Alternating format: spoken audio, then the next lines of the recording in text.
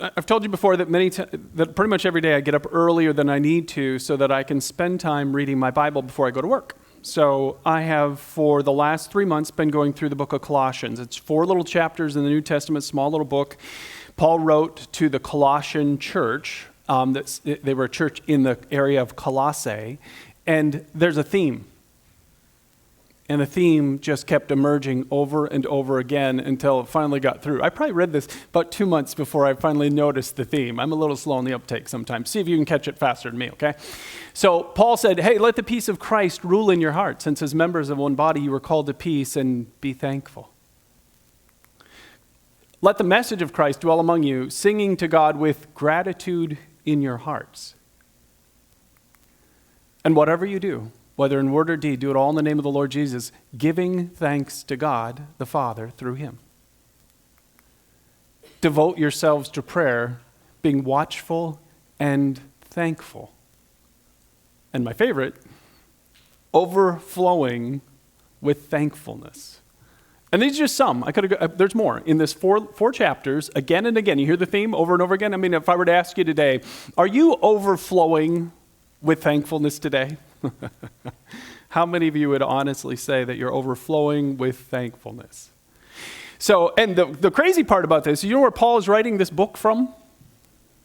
Prison. Matter of fact, the last sentence he says, remember my chains. He's chained in a prison cell writing the book to this Christian group in Colossae who are not chained, and he's saying, don't forget to be overflowing with thankfulness. As he is in a prison cell. And it reminded me of something that I showed you about 3 or 4 weeks ago. I don't remember now how long ago it was. I showed you a video from this woman.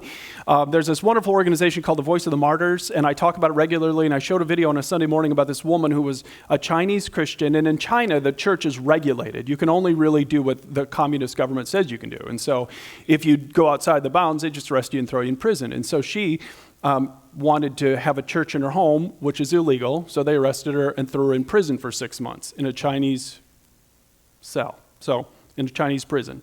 Afterwards, she got out, and this guy who was a part of the Voice of the Martyrs organization interviewed her, and through the interpreter asked what it was like, and she started talking. First, she thought, she doesn't understand what I'm saying, because she talked about how joyful she was and how positive that this was, and the interpreter said, no, she understands. And she explained that while she was in that prison cell, it was difficult, but she had personal interactions with God. And she was able to lead 2 other women to faith in Jesus Christ while she was in prison. So it was a wonderful time. And I remember showing that video thinking, how many of us would respond that way if we were, just because we came to church today, arrested and thrown into prison for 6 months? And prisons in China are not like what we have here. They are way worse, way worse. And here she is, full of gratitude. And when I heard that and I read these verses, here is the picture of the New Testament offer from Jesus. It is an opportunity to have a whole new life with him, where you have personal interaction with God, and his very character shows up inside of you. Joy, peace, in circumstances that we should not be saying those things, right? And yet that's the power of God. So it made me wonder, and I want you to be thinking about this as we get started today, are you a grateful person? Now, the hard thing about that is some of you may think, yes, I'm a very grateful person, Brian. Great. What do the people closest to you say about that? What do the people in your inner circle, the people you interact with the most, with the people at work say, oh my goodness, they're so grateful? They overflow with thankfulness every day at the office, right? Do I complain? Did any of you, don't answer out loud, complain about the weather today and how cold it was, right? And are we really overflowing with thankfulness? And so this is the challenge. This is what he says is what it takes to really be a disciple of Jesus and to be like him as we follow Jesus' example. So we're in the series called Everyday Disciple, and what I want to show you is how to really develop a grateful attitude. And I want to ask you to open your program, take out the notes you'll find inside, grab your notes, grab a pen. There are going to be some things I'm going to want you to write down as we get through this today. And in typical me fashion, I'm going to give you point number 1, but I'm not talking about it at all. I just want you to know so you can fill in the blank. But nothing else is going to be filled in. But you have to just understand how powerful gratitude really is. And it is incredibly powerful. I just don't have time to talk about it. So if you research the power of gratitude, it is one of the most heavily researched topics. We know that physically it affects your body, it affects your mind, it affects your social interactions, your relationships. And in everywhere we study this, it is a powerful thing that does all this positive stuff inside you and through you. So that's what I was going to say, only a little bit longer. That's the whole thing in a nutshell, but it really will change your life. If you learn how to be grateful, here's what I really want you to understand. God wired your body to get better when you're grateful. To function better in every sphere of life when you're grateful. So what do you think he wants you to do? Right? He wants you to overflow with thankfulness. Okay. Now how do we do that? Because we live in this world. So it's like one thing to sit in here and talk about thankfulness. Oh, we're thankful. Thank you, God. And then we go out into the world. So here's what we have to do. We have to learn how to develop a grateful attitude. And that's what I really want to just spend my time talking about today, because this is so important to learn this. How do we develop a grateful attitude? Now, I was reading online this last week, and there are plenty of places for this where people were posting things that they were grateful for. Listen to some of these. Listen to this. One couple posted they had lost their house in a fire and all their possessions, and they said, we lost everything, but we didn't lose each other, and we're grateful for that. Another person who is a stroke survivor and is learning to walk again said, I thank God for every step, even if it's shaky. Another woman, a single mom from Chicago, said she's working 2 jobs, she's exhausted, and someone asked her how she keeps going. She said, I thank God for tired feet. Tired feet means I'm still walking forward and I'm still here. My favorite was this woman named Anna, who is the sole caregiver for her brother who has schizophrenia. And someone was talking to her recently, she said, and they asked her, that must be really hard, right? And she said, yes, it's hard, but it's also holy. I get to be his safe person. That's my calling. And I'm so grateful for it. It's like, wow. So grateful for it. Dallas Willard said that gratitude is a steady gaze of the soul on the goodness of God. I love that phrase, and it ties to what the Bible says, that we are to give thanks to the Lord. Why? For he is good, and his faithful love endures forever. He is good. So, great. This all sounds great in theory, but how do we actually do it? 4 things. First, you have to remember that gratitude is your choice. You always have to remember that you make the choice about whether or not you're going to be grateful.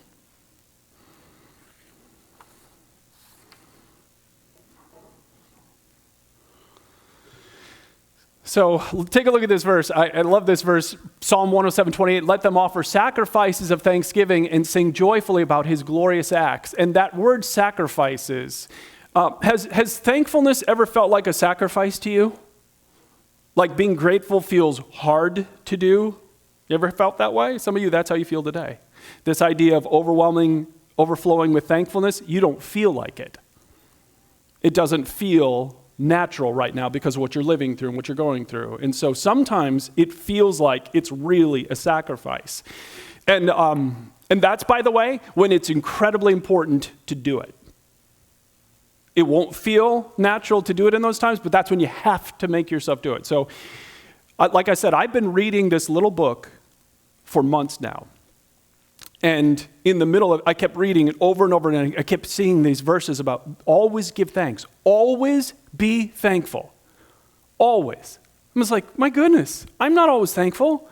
And in the middle of all that was happening over the last 4 months, many of you know I've been watching my mom slowly die from Alzheimer's. So I don't know how Alzheimer's works with everybody, but with my mom, recently I reached a point where it's not my mom anymore. So I don't know if that's everyone's universal experience, but that's what it felt like. So my mom is one of my heroes in life and just an amazing woman, and so it's been super hard on me. I mean, really hard. And I was driving back from being with my mom, and I was thinking about these verses from Colossians, and all of a sudden, for the first time it dawned on me, I had this little prompt inside my mind that said that I should be grateful in the middle of this. And I'm like, wait, what? Are you kidding? You want me to express gratitude and overflow with thankfulness when my mom is being taken from me? I admit I resisted the thought for a while. But eventually I sat down with my laptop and I started saying, okay, I'm not grateful for Alzheimer's, but what can I be grateful for in the middle of this? A church member who lost their mom to Alzheimer's told me that what they prayed for their mom is that she would always remember Jesus all the way to the end. And they were praying for that, and that happened, and I absolutely love that. My mom's faith has been super important. She was the catalyst in me becoming a follower of Jesus. And I learned so much from my mom and her faith. And to this day, as she loses more and more and more, she still remembers Jesus. And I am so grateful for that. So grateful. I'm very grateful that my dad is still able to take care of her every day. So he is caring for her till he physically can't, and his health is not good at all, and yet God has made it so that he's still able to keep her at home. This is the one that I think I'm probably most grateful for. This is where Christianity just changes everything. So the word in the New Testament is hope.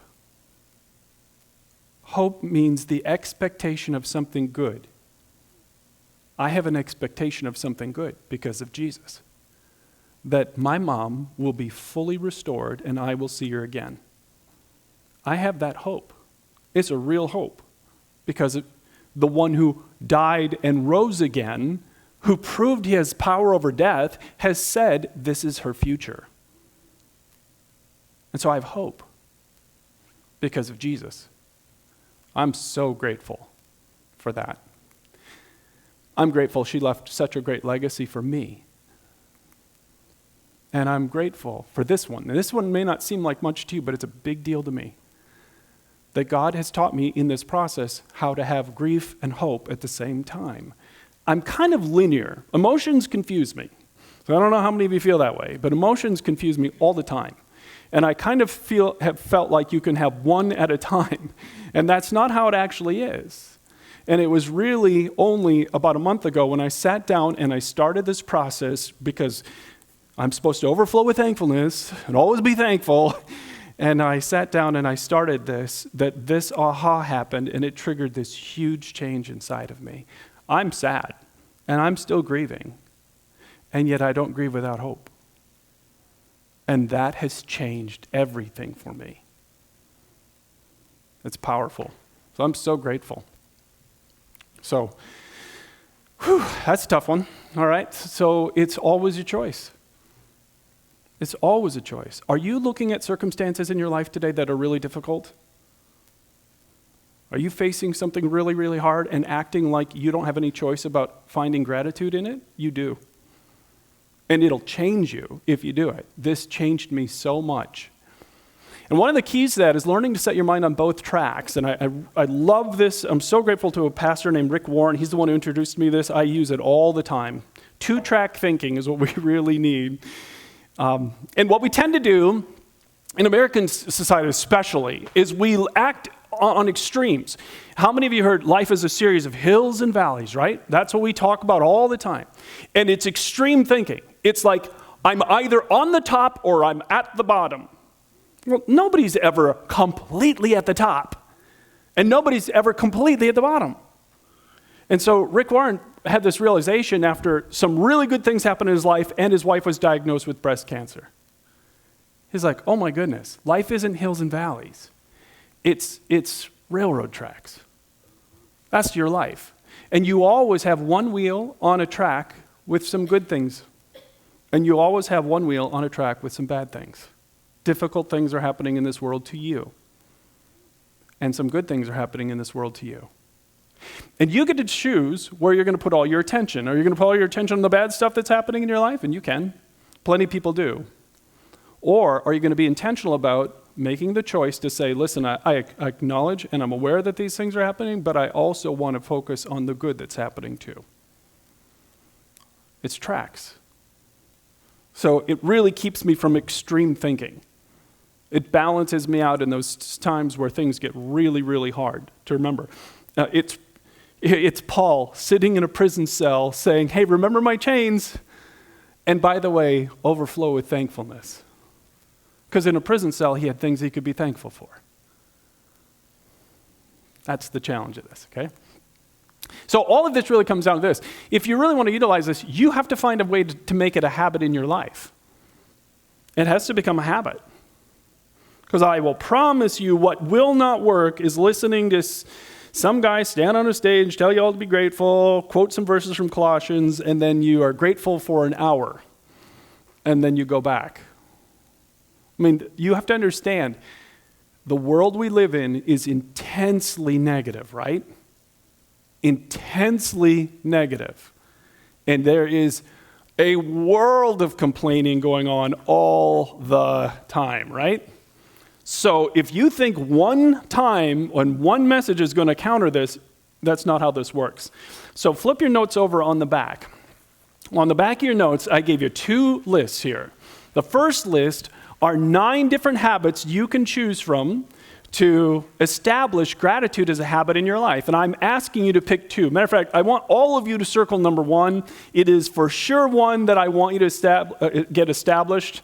And then you pick from any of the others, okay? But then for those of you who are really down today and you're like, I have nothing to be grateful for, look at the list at the bottom. That's your challenge. And it's a series of prompts, gratitude prompts. What are some things that you can be grateful for to help you kick into that both track living, okay? So, and here's the key to the whole thing. You got to stack this onto something that you currently do. So some of you heard me talk about this before. I work in Dubuque. So my full-time job is down in Dubuque. I cross the river every single day. So I've been to Dubuque, cross the bridge. So I get to that bridge, and every single day I turn off my radio, and it's my cue. When I arrive at that bridge, it's like Pavlov's dog. I turn off the radio, and I've trained myself when I hit that bridge to stop and spend just a few minutes thanking God for 10 things from the last 24 hours in my life. It's never hard. I never struggle with it. But every single day when I hit that bridge, radio's off, and I start thanking him. So then think about my attitude when I pull into work. I'm full of gratitude. I'm full of gratitude. Many times I go beyond 10 because it's not hard to when you start training your brain to look for it. You have things to be grateful for. You have things, and if you don't think you do, go through those prompts at the bottom. They will make your mind go positive. Okay, and that's habit stacking. So think about things that you have to do every single day. How many of you have to wash dishes or empty the dishwasher? How many of you have to scrub a bathroom? You may not do that every day. How many of you have to get dressed in the morning, brush your teeth in the morning? Find something you do every single day and attach gratitude to it. Every day I drive to work, and when I hit the bridge, gratitude. Then I added a new one, coming home. So coming home, I come up that big hill. You ever been up driving back that huge hill? Get to the top of the hill. I put on one worship song, and I just worship God. And then I turn the music down, and I've added gratitude to the end of my day. So I spend the rest of my time thinking through my day, how it went, and seeing if there's anything I can thank God for. So now I'm bookending my day with gratitude. I have to drive home. I don't have a teleportation machine yet. So I habit stack. That's what you're doing. What do you do every day, and how can you attach gratitude to that? Otherwise, you'll forget this. And part of why I'm telling you this now, because originally when I was thinking through this series, I was thinking I would do this right before Thanksgiving, right? Appropriate message for right before Thanksgiving, but here's why I'm not doing it. A few years ago, somebody challenged me with this idea of gratitude and expressing gratitude towards others. So I took a challenge, and I made a goal that I would, by Thanksgiving or a little bit after it, write 20 personal thank you notes, almost all of them to people I work with, telling them what I specifically appreciate about them. What do I like about you? What do I appreciate when I'm working with you? Because most people are completely unaware of that, right? Most people feel bad about their work, feel bad about themselves. They hear all the criticism and none of the positive. Maybe your work environment's different. But in my work environment, so much of the negative is shared all the time and very little of the positive. So if you're going to do this, do it thoughtfully. Many times it would take me 24 hours to finish it. So I'd get it started and come back to it over and over again. What specifically do I like? What specific stories can I point to? How can I help them appreciate what positives I bring into this work environment? And because my handwriting is so bad, I can only send emails. Because if I tried to write it in a card, nobody would understand. So I only can send emails. Sometimes I'd type the email up, print it out, and put it in a card so they could read it. But there were two incredible things that happened during those 20 days. Number one, I had incredible joy. I mean, you want to supercharge your joy? Spend 20 days leading up to Thanksgiving and a little past it, writing thank you cards to people that you really appreciate. You will change your whole life if you do this seriously. But then the response from those people, many times, they'd write back and say, I'm sitting here at my desk crying. I'm just so grateful for this. You have no idea how much I needed this today. Over and over again, God worked through that in unbelievable, disproportionate ways. And it changes me, it changes them. That's what gratitude does. So I do want somebody to take that challenge. Make it a goal. Before Thanksgiving, 20 thank you emails, if you have handwriting like mine, or cards. Now, originally when I was writing this message, I really thought this was going to be the end of what I was going to say, but it really isn't. Because I learned something new this week, and this is really significant. You can use gratitude to strengthen your faith. This is really a new thought to me. I talk a lot about the story in the Old Testament because the Bible talks so much about it, about the Exodus from Israel. So you know the story, ever see 10 Commandments, the movie? So God sends Moses to deliver the people from Egypt and slavery, and he brings them to the land that he's promised to give them. And if you know the story, Moses doesn't get to enter into the land. And so he speaks to the nation. And as he's speaking to them, he's like, hey, here's what's going to happen when you cross that river into the promised land. You're going to have lots and lots of big enemy cities, fortified walls. And remember, they don't have tanks. How are you going to tear down a wall? You're going to go up there and beat it with a stick? I mean, how's that coming down? You don't have dynamite? You've got nothing. I mean, you're going to have to trust God, he's telling them. You're going to face problems that are too big for you to handle, and you will not be able to handle them. And so he says this to them, don't be afraid of them. Just remember, look at that's past tense, right?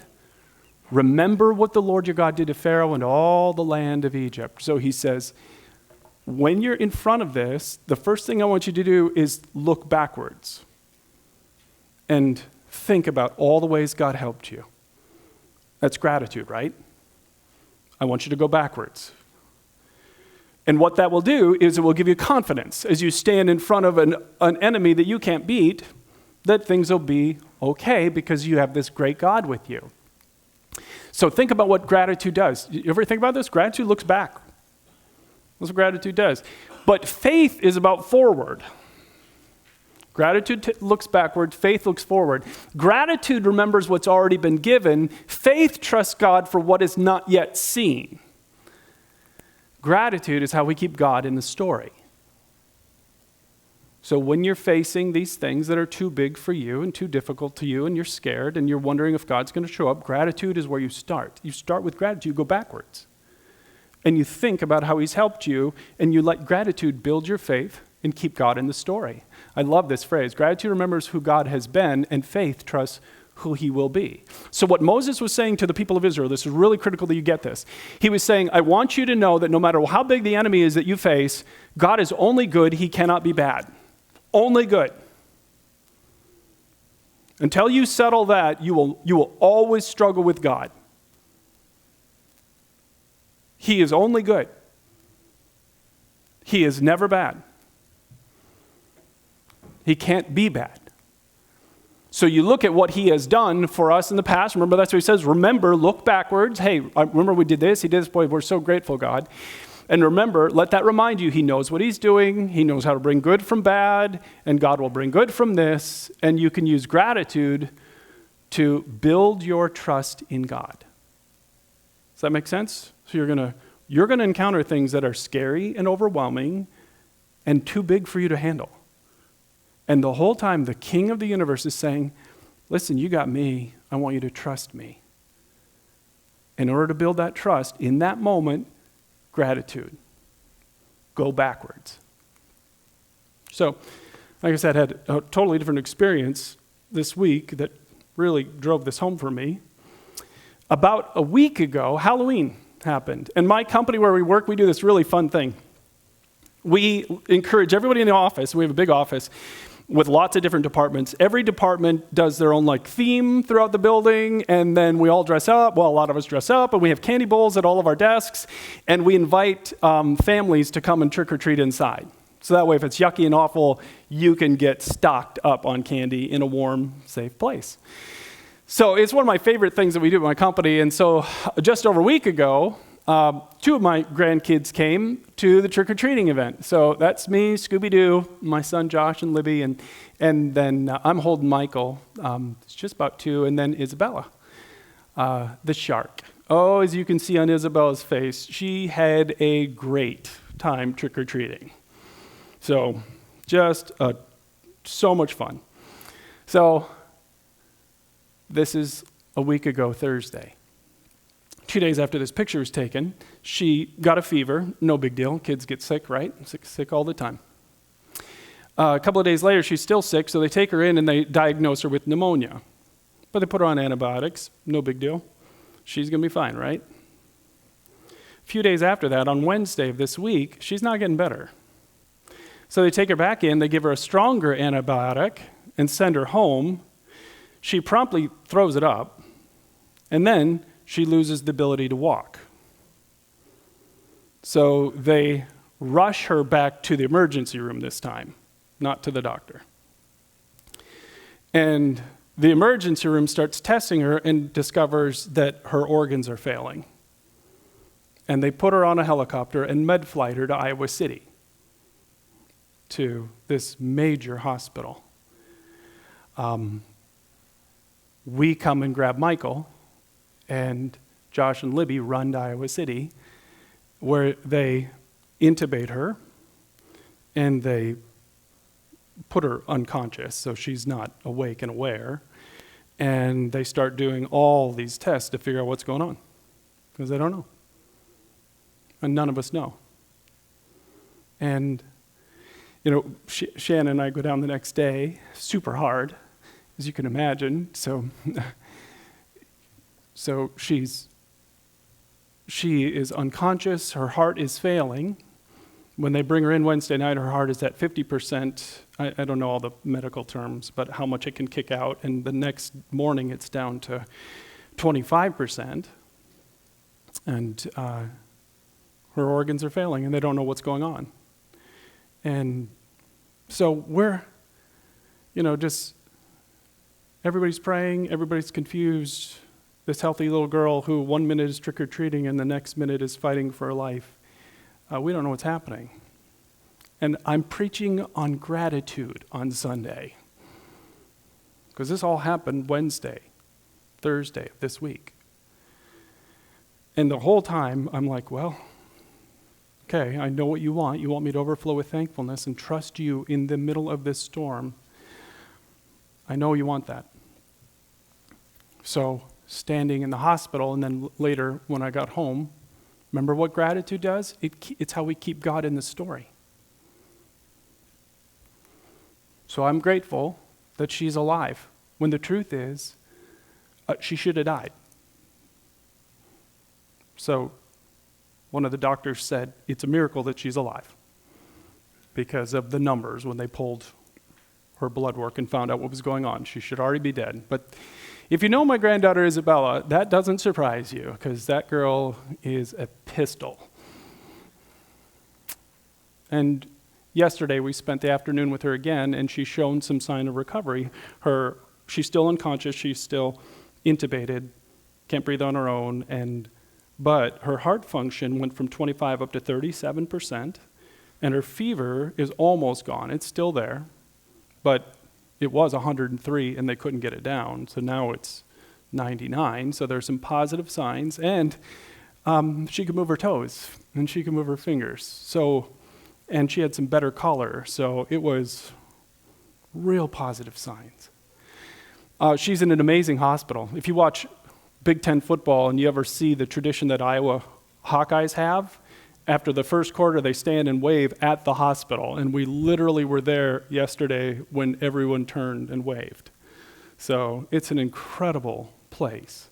So she's at this world-class place getting the best treatment in the world, and the initial diagnosis is severe aplastic anemia.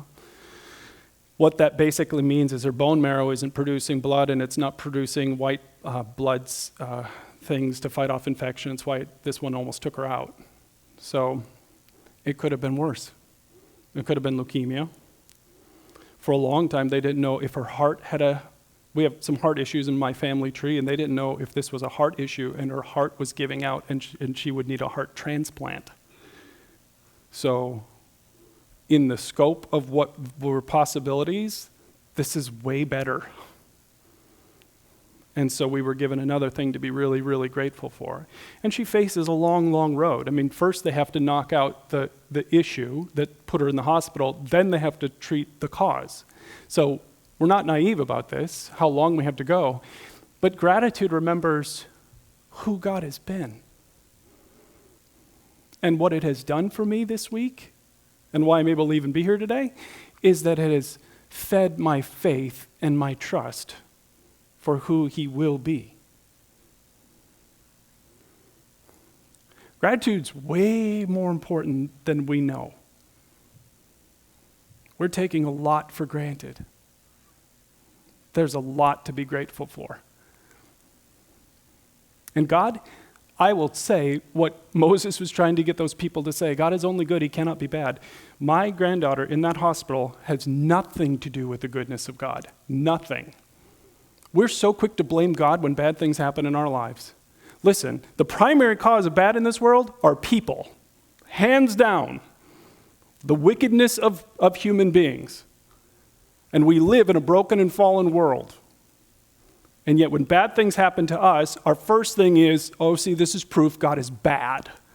This is not proof that God is bad. God cannot be bad. It is a terrifying thought to believe that God could be bad. We're done worshiping him. We're done following him. We're done trusting him. It is not evidence that he's bad. He can never be bad. He can never be bad. There is bad in this world. And what has happened is bad, but it's not because of God. And I remember what he's done for me in my life. I remember all the times he's been there for me. And because I remember, I know that he knows what he's doing. I don't. And I know he knows how to bring good from bad. And I know that he will bring good from this. And because I know all these things, I trust him. And that's what gratitude does. So a couple of questions. Back to that opening question, are you a grateful person? Are you grateful? Do you know you have two tracks? You always do. I do. Even as I stand here today, I have two tracks in my life, and I can focus on one and exclude the other. And I'm not saying only focus on the positive, ignore the negative. That's not realistic. You are aware of and acknowledge the things that aren't going right, but you don't lose hope and trust in God in the middle of those things. It's both. And I really want you to think about this. What is your habit for being a person who overflows with thankfulness? Because if you think you're accidentally going to become a thankful and grateful person, never seen it. Never seen it. We don't accidentally stumble into good habits. We stumble into bad ones all the time. But if you want to be a grateful person, then you're going to have to make it happen. What's your plan for making it happen? And do you know how to use gratitude to build your faith and trust in God the next time you face a storm? Does this make sense what to do? It's Moses' words. Look back first. I remember how you've been with me, God. And as I remember, my faith and trust in him grows because I'm grateful. Let me have you bow your heads as we finish today. Now, I know I'm probably talking to two different groups of people, so for some of you, you're going through a huge storm in life. You're dealing with something so painful that for some of you, this has been a really, really hard week, or a hard month, or a hard year. And God brought you here so that I could say to you in the middle of my very hard year that there are these two tracks. And the King wants you to trust him and will be more involved and personally interact with you. And he can bring peace and joy and hope into situations where it doesn't seem like it should be there. But he can do this. And for some of you, this is a habit that needs to be started to have more of an interaction with God in this world. Now, if some of you, this whole idea of personally interacting with God is strange and foreign to you, you're used to religion, where you go and you jump through some religious hoops and you do these little ceremonies, and that's not at all what Jesus Christ came to give his life for.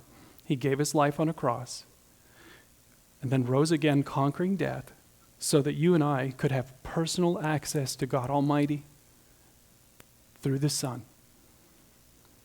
The Bible says that when he died on that cross, he paid our debt in full for all of us. And any human being that will turn to him can be completely forgiven and enter into a new relationship with him through his Son, Jesus. And if that's what you want, well, good news, you can have that today. With your head bowed, you can say something like this in your heart to him. You can say, Jesus, I need you. I'm powerless to bring about the changes in my life that I want to make. I've heard that you gave your life on a cross for me. So please forgive me. I'm asking you to come and make your home inside of me today. I'm putting my trust in you. In Jesus' name, amen. Thank you so much for taking the time to watch this service today. We hope as a church and pray that this was something that really helps connect you deeper to Jesus. That's what we're all about as a church. If you need to communicate with us, if you go online to penuelchurchlife.com, in the upper right-hand corner is a box that says, I said yes to Jesus. It also says, please pray for me. Just click on that, and it'll take you to a place where you can communicate with us as a church. So if you ever want any of the resources we mentioned in a service, go there and let us know. We'll gladly send them to you. Or if you made a decision to say yes to Jesus or you have a prayer request, just let us know. And we're always glad to hear from the people who are watching online. And if we can continue to help you grow in your faith in any way, then we want to do that. So again, thank you. And our prayer is that you continue to grow and connect and find the true life that Jesus Christ is offering.